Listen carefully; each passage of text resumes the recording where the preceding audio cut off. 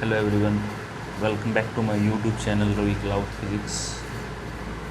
Today we will discuss some remaining definition of vectors.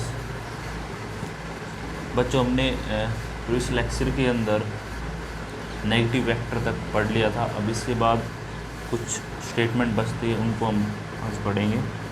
को initial vector.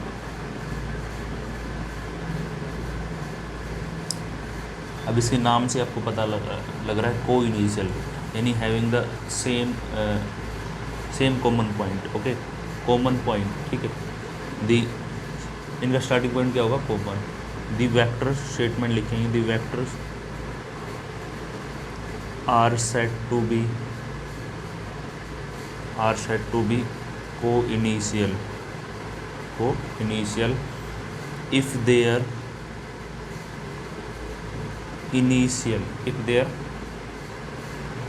initial point is common. ठीक है, तो I think वो fourth थी, तो ये फिफ्थ स्टेटमेंट है.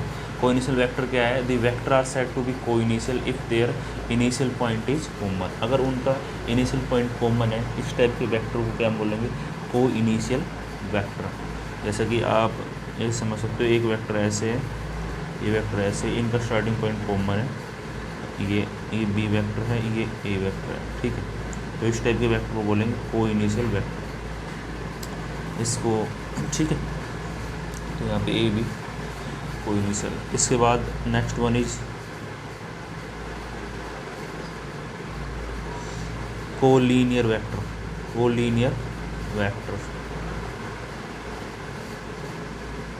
Statement these are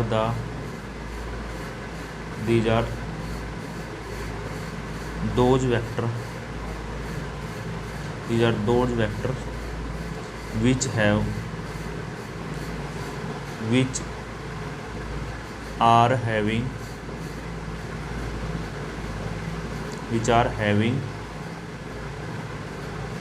equal or unequal magnitude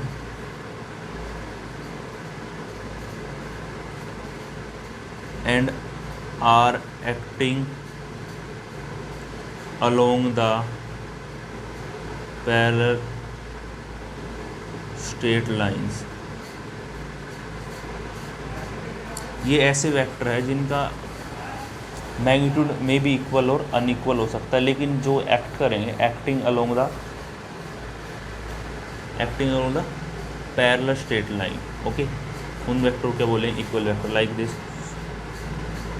A vector, ये बी वेक्टर, या फिर ये, इनको बोल सकते हैं. अब इसके अंदर तो देखो, दोनों का सेम डायरेक्शन में एक्ट कर रहे हैं, दोनों का मैग्नीट्यूड. ठीक है, इक्वल भी हम सोल्व करते हैं, अनइक्वल भी सोल्व कर सकते हैं. देखो ये जो एरो से मैंने, देखो ये तो शॉर्ट एरो है और ये थोड़ी लॉन्ग है, तो इससे मैंने वेक्टर में मैग्नीट्यूड को सोल्व करने की कोशिश की है. ठीक है, यानी कि इसका मैग्नीट्यूड कम है, इसका ज़्यादा है, तो इस टाइप वेक्टर क्या बोलेंगे हम? Collinear vector. ठीक है, तो ये वेक्टर भी कोलीनियर वेक्टर है. एक केस के अंदर बी केस वाले भी और सी केस वाले भी कोलीनियर वेक्टर है. Next one is coplanar vectors. These are those vectors which are acting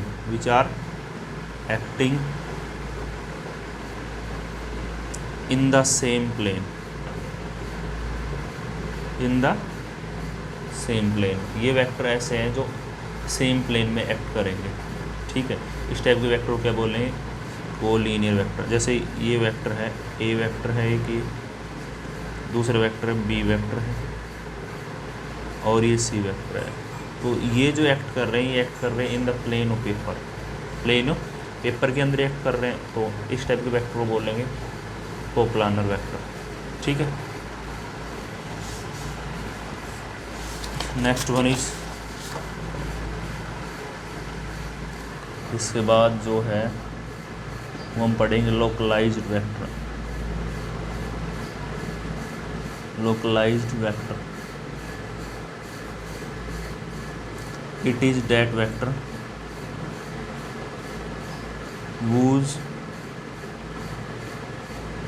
initial point is fix, जिसका इनिशियल पॉइंट क्या है, फिक्स है। It is also called fix vector. ये ऐसे वेक्टर है जिनका इनिशियल पॉइंट क्या है, ठीक है। It is that vector whose initial point is fix, it is also called as fix vector. इसका नाम हम फिक्स वेक्टर भी रख सकते हैं। इसके बाद non localise vector, non localise vector, ठीक है। It is that vector whose initial point is not fix, जिसका इनिशियल पॉइंट फिक्स नहीं है। It is also called a free vector. तो ये स्टेटमेंट थी, यानी अगर आपसे कोई पूछा लोकलाइज वेक्टर क्या है तो इनका इनिशियल पॉइंट फिक्स होगा, और इनमें इनका अगर आपसे कोई पूछता है नॉन लोकलाइज वेक्टर क्या है तो इनका इनिशियल पॉइंट फिक्स नहीं होगा। इस टाइप के वेक्टर को क्या बोलेंगे, नॉन लोकलाइज वेक्टर। ठीक है,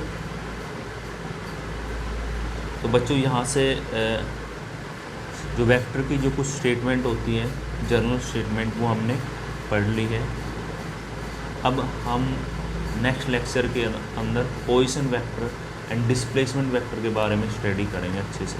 ठीक है, और पोजीशन वेक्टर काफ़ी इम्पोर्टेंट वेक्टर है, ठीक है, इसके बारे में स्टडी करेंगे। Thanks for watching and keep watching.